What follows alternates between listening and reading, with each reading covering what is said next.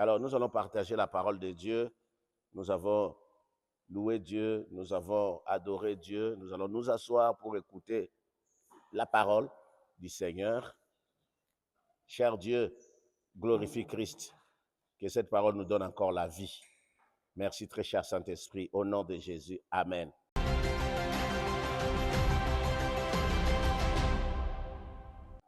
Je suis juste venu te rappeler quelque chose que tu connais. Dieu est capable. Dieu est capable. J'aimerais te partager avec nous la parole de Dieu sur la capacité de Jésus. Parce que pour croire, pour suivre Jésus-Christ, tu dois connaître de quoi il est capable. Mais je te dis déjà d'emblée que le Seigneur sur qui nous avons placé notre confiance est capable. Il a des capacités surnaturelles extraordinaires. Dieu n'est jamais dépassé par quoi que ce soit. Je ne sais pas qu'est-ce que tu vis dans ta maison, dans ton lieu de travail, mais tout ce que tu vis comme problème, je dirais même les problèmes du monde entier, de tout le monde. Prenez tous les habitants de la terre, tous leurs problèmes, c'est petit comme ça devant Jésus. Est-ce que quelqu'un m'entend? Les problèmes, parfois, ce n'est pas Jésus. Nous avons un Dieu puissant qui a envoyé son Fils Jésus-Christ, qui est capable, le Seigneur lui a tout donné, mais parfois il nous manque des choses. La première chose, nous ne savons pas à qui nous avons affaire. Nous limitons Jésus-Christ dans les petites choses. Souvent, quand vous écoutez les gens prier, Seigneur, si tu me donnes le travail, je vais t'adorer toute ma vie. Vous voyez, nous limitons Jésus dans le travail. Seigneur, si tu me donnes cette nouvelle voiture qui vient de sortir, éternelle, je serai fidèle à ta parole. Mais quand tu dis nouvelle voiture qui vient de sortir, après 2 ans, ça sera caduque et une nouvelle version va sortir. Vous voyez, nous limitons Jésus dans les petites voitures, nous limitons Jésus dans l'argent, nous limitons Jésus dans nos petits soucis. Notre Dieu est plus que l'argent, notre Jésus est plus que ton problème. Nous prions un Dieu capable. Est-ce que quelqu'un peut dire Amen? Amen. Jésus n'est dépassé, c'est-à-dire ne peut même pas être dépassé pour quoi que ce soit. J'étais en train de méditer la parole de Dieu dans le livre de Matthieu, chapitre 9, verset 28. Quand vous lisez ces passages, vous allez voir comment est-ce que Jésus-Christ a opéré des guérisons multiples, des guérisons diverses. Il y avait 2 aveugles qui suivaient Jésus. Ils voulaient recouvrir la vue. Lorsqu'il fut arrivé à la maison, les aveugles s'approchèrent de lui. Donc, ils ont suivi Jésus. Quand ils sont arrivés à la maison, ils se sont approchés de lui. Les aveugles s'approchèrent de lui. Et Jésus leur dit, croyez-vous que je puisse faire cela? Le problème, ce n'est pas Jésus. Le problème, c'est l'homme. Tu dois avoir la foi. Tu dois croire. Parce que Jésus-Christ est multisystème, multipuissant, je ne sais pas quoi. Il est surnaturel. Il est capable de tout te donner. Mais est-ce que toi-même, tu crois que c'est Jésus-là peut me donner? Ou bien tu es hésitant, ou bien tu dis, ah, vraiment, tel est mort avec cette maladie, je ne pense pas que je vais guérir avec. Jésus a posé la question simplement et clairement, croyez-vous que je puisse faire cela?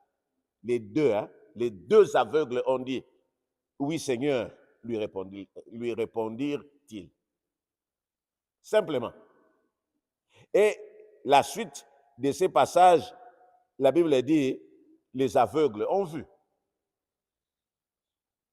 Matthieu 9, 28. Les disciples ont suivi Jésus. Ils sont montés dans le bateau. Quand ils montent dans le bateau, une tourmente a commencé, une tempête. C'est pour nous montrer qui est Jésus. Jésus est capable de dire à la tempête, tempête, arrête-toi. Non, aujourd'hui, j'aimerais dire à quelqu'un que le Dieu sur qui tu as placé ta confiance est capable, est puissant, il peut changer ta vie. Il n'a même pas besoin de demander l'autorisation de quelqu'un. Il n'a pas besoin d'avis, il n'a pas besoin de conseiller. Le problème, c'est toi. Tu dois croire, tu dois connaître avec qui tu as affaire. Si tu te dis que mon père est pauvre, Quand tu viendras chez lui, tu vas dire, Seigneur, papa, est-ce que je peux avoir 1000 francs? Mais si tu sais que mon père, c'est un milliardaire qui peut m'acheter la voiture, tu ne vas pas demander 1000 francs, tu vas dire, c'est papa, il y a une nouvelle coupe qui vient de sortir, je veux la voir.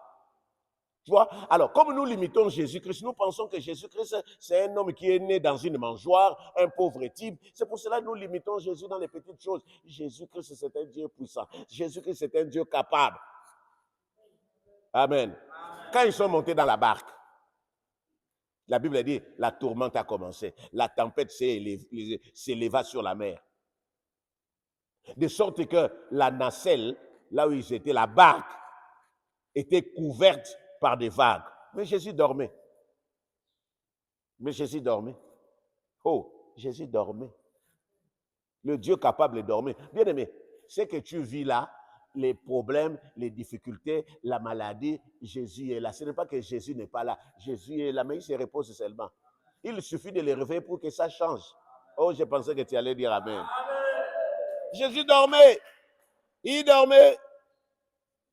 Et les disciples s'approchaient et les réveillaient, disant, Seigneur, Seigneur, sauve-nous, sauve-nous, nous périssons. Comment tu vas périr avec un grand Jésus?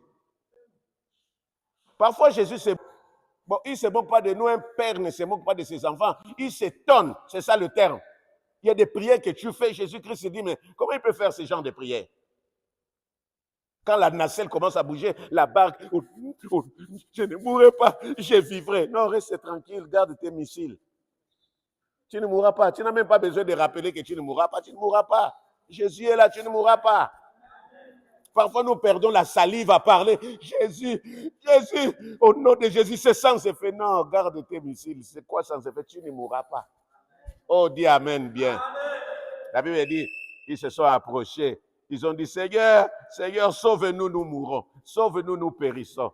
Il a regardé ses mains et dit, ah, mes gars, pourquoi êtes-vous craintifs? Qu'est-ce qui vous arrive? Gens de petite foi. Vous voyez, le problème, c'est foi. On n'a pas la foi. On ne croit pas. Et parfois, vous savez quoi? Jésus ne nous demande, vous savez quoi? Jésus ne nous demande pas d'avoir une foi comme cet immeuble-là. L'immeuble de notre, vous voyez, l'immeuble des jeunes que nous venons de construire là. Ce n'est pas ça que Jésus-Christ veut. Quand vous regardez l'immeuble qui est à l'entrée de notre salle, ce n'est pas ça que Jésus veut. Jésus a besoin que tu aies une petite foi. Amen. La Bible dit, pourquoi avez-vous peur? Alors, s'étant levé, il dit au vent, tempête, tourmente, allez, calme-toi. La Bible dit, le calme revint. Amen. Vous savez, j'ai aimé quand le monde était étonné. Les gens étaient étonnés disant, quel est celui-ci, les vents même et la mer lui obéissent. C'est pour te montrer la puissance de ces dieux. C'est Dieu-là que nous prions est capable d'ordonner à la mer, là où on a jeté tes richesses, de vomir tout ce qui t'appartient. C'est Dieu-là que nous prions est capable d'ordonner aux forêts, d'ordonner même si c'est une forêt sacrée. Forêt sacrée. Je sais que ses parents ont fait alliance avec toi pour qu'il souffre. Forêt. Il n'a même pas besoin de crier. Est-ce que Jésus a besoin de crier?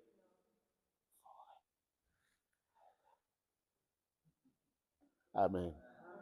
Mais si tu n'as pas la foi, tu vas passer ton temps, jeûne de 21 jours, jeûne de 60 jours. Non. Il y a des choses pour lesquelles nous avons seulement besoin d'avoir la foi. Amen. Oh, amen. Non, j'aime Matthieu 8. C'est là où ça me montre la capacité, la force de Jésus. Ils sont arrivés de l'autre côté. Ils ont trouvé un fou. La Bible l'appelle fou de Gadara. Et quand ils sont arrivés là-bas, dans le pays des Gergeséniens, des démoniaques sortant des sépulcres, vers en s'en rencontre. On a parlé des démoniaques. Ailleurs, on parle d'un, mais ce n'est pas grave. Alors, quand ils sont sortis de leur sépulcre, ils sont venus à la rencontre de Jésus-Christ avec violence. Toi là! Jésus ne pouvait même pas passer par ces chemins parce qu'ils étaient là. Mais quand ils sont venus, ce n'est pas parce qu'ils sont venus barrer la route à Jésus. Ils ont reconnu que Jésus-Christ est un Dieu capable. Vous voyez, nous ne voyons pas. Nous sommes limités, même les démoniaques eux-mêmes savent que nous prions un Dieu puissant. Mais nous, entre-temps, nous passons notre temps à nous lamenter, à nous plaindre. Même les sorciers savent que notre Dieu est puissant. Les féticheurs qui donnent les enfants aux femmes stériles trouvent les enfants où? Auprès de notre Jésus. Comment? Quand on te donne, parce que tu as pleuré ta stérilité, mais comme tu ne crois pas, tu continues à te lamenter, Seigneur, jusqu'à quand? Or, l'enfant est déjà rentré dans le ventre. C'est à ce moment-là que ces gens-là viennent voler parce qu'ils disent qu'ils ne savent pas encore. Amen. La Bible dit, ils ont commencé à dire à Jésus, qu'y a-t-il entre toi et nous? Qu'y a-t-il? Est-ce que Jésus avait posé la question à ces gens-là? Et ils voient, et ils savent. Mais nous, chrétiens, nous ne voyons pas. Et ils connaissent la capacité de ces dieux. Ils connaissent la puissance de ces dieux. Mais c'est dommage parce que nous ne voyons pas. Nous ne comprenons pas. Jésus n'a rien dit. Il est descendu seulement de la barque. Pendant qu'il marchait, ils sont venus lui barrer la route pour dire, qu'y a-t-il entre toi et nous? C'est-à-dire, rien que la présence de Jésus-Christ, là où il avait seulement pris possession de cette ville, rien que sa présence faisait partir les démons. C'est-à-dire, là où tu as Jésus dans ton corps, et parfois tu dois dormir en paix. Quand une mouche passe, le feu. Quand tu vois un cafard, au nom de Jésus, reste calme. Jésus qui est en toi, tu vas dormir en paix. Quand tu vas te réveiller, tu vas trouver que le cafard est mort. Amen. Oh, j'ai suivi un serviteur de Dieu qui prêchait. Sa femme était une femme craintive. Le gars dormait avec la femme. La femme a fait un cauchemar. Elle sursaute du lit. Papa. Le mari s'élève, il y a quoi? J'ai fait un cauchemar. Le mari dit, c'est pour cela que tu me réveilles, je vais travailler demain. Le matin, la femme boudait. Le mari dit, c'est parce que tu ne sais pas que Jésus-Christ qui est en toi ne peut pas permettre aux petits démons de jouer avec toi. Oh, tu peux dire amen. J'aimerais dire à quelqu'un que Dieu est capable. Ton Jésus à toi est capable. Je ne sais pas quel est ton souci, quelle est ta situation, quel est ton problème. L'argent, c'est rien. Ce qui est même important pour nous, là où nous devons nous battre, c'est aller au paradis. C'est être enlevé. Si Jésus revient aujourd'hui, que nous soyons avec lui. Le seul combat que nous devons faire, c'est ça. Pas le combat de la nourriture. S'il faut prier seulement pour la nourriture, mais il y a des gens qui jettent la nourriture. Amen. Je me demande donc, je vais venir dans la vie chrétienne seulement pour avoir un visa. Il y a un frère qui est venu me voir. Homme de Dieu, prie pour moi. J'ai besoin d'un visa. J'ai dit, ah bon, visa? Oui, parce que là, j'ai jeûné 21 jours la fois passée. Là encore, je suis en jeûne pour les visas. J'ai dit, oh, même les féticheurs voyagent. Amen. Si tu as Jésus-Christ, tu ne vas pas te battre, même pour la nourriture, pour les habits, pour les vêtements. Tu vas te battre pour dire, Seigneur, aide-moi par ta grâce à fuir les péchés. Seigneur, aide-moi un jour à hériter le royaume des cieux. C'est ça notre combat. Être enlevé parce que le monde est mauvais. Tous les signaux montrent que Jésus-Christ revient bientôt. Aujourd'hui, il y a des faux frères, des faux prophètes. Il y a les tremblements de terre. Il y a des guerres à gauche, à droite, des bruits de guerre. Même si dans ton pays, il y a la paix. Mais ailleurs, il y a la famine. Il y a tout ça. Mais nous devons nous préparer. J'ai donné un enseignement la fois passée. J'ai dit, Jésus revient. Il y a des frères qui me disaient, non, Jésus ne reviendra pas. C'est ce qu'il a dit. Moi, j'ai dit, non, Jésus revient. Il n'a pas donné la date. Il y a seulement une seule chose qui nous prouve que Jésus revient. C'est quand nous faisons cette prière-là. Cette prière-là est connue même des bébés, des enfants, des païens, de tout le monde. C'est la prière de notre Père. Ils ont demandé à Jésus, apprends-nous à prier. Écoutez, Jésus a dit, quand vous priez, il faut dire, notre Père qui est aux cieux, que ton nom soit sanctifié, que ton règne vienne sur la terre. Ça veut dire Jésus reviendra. C'est-à-dire, cette rubrique-là, c'est pour rappeler à tout le monde que Jésus revient. C'est là où nous devons chercher les royaumes, nous battre, mais pas la nourriture, pas les habits.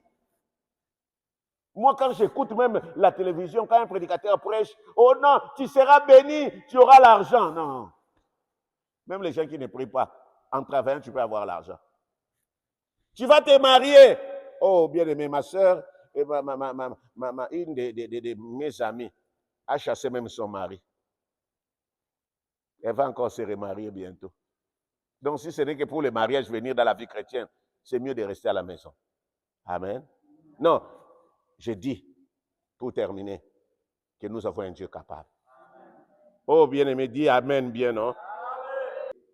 Qu'y a-t-il entre toi et nous? Jésus, tu es venu ici pour nous perturber. Jésus, Fils de Dieu, es-tu venu ici avant le temps pour nous tourmenter? Et ils savent qu'ils seront tourmentés. Comment tu viens avant le temps pour nous tourmenter? Ils savent qu'ils seront tourmentés. Voilà pourquoi le diable est en train de tromper les gens. Il connaît son sort. J'aime un serviteur de Dieu qui a l'habitude de dire, si le diable te dit, tu es dans le péché, il faut lui rappeler son avenir. Si tu rappelles son passé, rappelle-lui son avenir. Ils ont dit, tu viens nous tourmenter, ce n'est pas le temps, ils savent. Là où ils iront. Amen. Vous connaissez la suite. Les démons ont commencé à prier Jésus. Les démons priaient Jésus. Entre choisir les démons et Jésus, c'est mieux de choisir le plus fort. Les démons ici sont en train de prier Jésus. Seigneur, ne nous chasse pas, permets-nous. Nous allons nous rentrer seulement dans les troupeaux des pourceaux. Envoie-nous là-bas.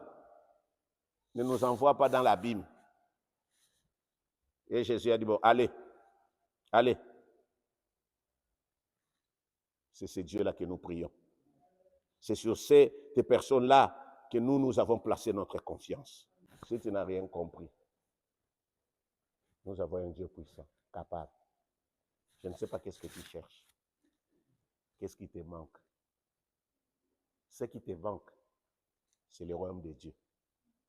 Parce que la Bible dit, cherchez. C'est ce que nous devons chercher. Nous ne devons pas chercher le travail, l'argent. Non. Tant que tu es dans la volonté de Dieu, Dieu va te donner un bon travail. Dieu va te donner un mari. Mon épouse m'avait toujours dit, quand les gens allaient prier, Seigneur, donne-moi le mari. J'arrache. Mon épouse dormait. Elle me disait que je n'ai jamais assisté à ce genre de choses. C'est une perte de temps. Pour preuve, hein, ceux qui ont arraché jusqu'à aujourd'hui, ils continuent à arracher. 30 ans après. Si tu es dans la voie de Dieu, si tu reconnais la capacité de ce Dieu-là va te faire du bien. Il va te marier, il va te délivrer, il va s'occuper de toi. Bien-aimé, quand tu reconnais Dieu, c'est là où tu vas marcher dans la crainte, c'est là où tu vas aimer Dieu, c'est là où tu vas te sanctifier, tu vas te repentir, tu vas te convertir et être transformé. Amen. Nous allons prier. Seigneur, merci. Merci pour la parole, merci pour la vie. Merci éternel, tu es le Dieu véritable. Nous avons écouté ta parole, tu es un Dieu capable. Rien ne peut te dépasser. L'homme s'étonne quand l'impossible arrive. Jésus ne s'étonne pas, parce que rien d'abord n'est impossible à lui. Il ne connaît pas les termes impossibles. Il est tellement puissant. Éternel, je viens maintenant prier pour ce peuple qui a besoin de toi, mais qui n'a pas la petite foi. Ce qui fait que comme il n'y a pas la foi, ce peuple est buté. Or, tu es un Dieu capable, capable de tout faire, capable d'opérer le surnaturel, capable de guérir des maladies incurables, capable, Seigneur de gloire, de faire même pousser un pied coupé, capable de donner les enfants, capable même de construire des maisons. Tu es même capable de nous changer pour nous amener dans le royaume de Dieu. Oui, Seigneur, je te dis merci parce qu'aujourd'hui, j'ai compris que la chose que je dois chercher, qui est peut-être difficile, c'est la vie éternelle. Mais par ta grâce, avec les enseignements, avec le Saint-Esprit, même la vie chrétienne, même le royaume des cieux est facile à retrouver. Seigneur, je viens bénir tout un chacun. Seigneur, renouvelle l'intelligence de ma sœur. Ma sœur qui croyait que tout était difficile. Aujourd'hui, j'ai prié que son intelligence soit renouvelée pour qu'elle comprenne, pour que mes frères comprennent que tu es un Dieu capable, un Dieu puissant. Oh Père, tu es capable, tu es capable, tu es capable, tu es capable. Amen, amen, amen. Que Dieu vous bénisse. Amen.